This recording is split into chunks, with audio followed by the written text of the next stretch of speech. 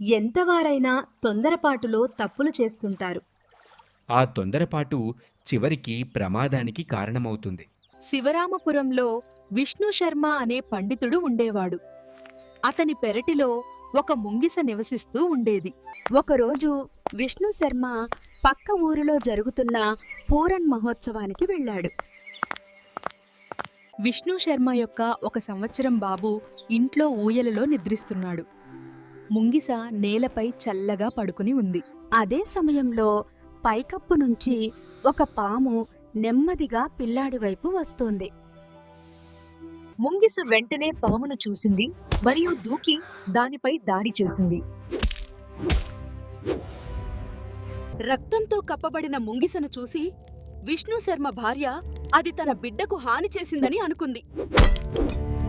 తరువాత నిజం తెలుసుకుని ఆమె ఎంతో బాధపడింది. తొందరపాటు ఎంత ప్రమాదకరమో ఆమెకు అర్థమైంది. తొందరపాటు ఎప్పుడూ ప్రమాదానికి హేతువు.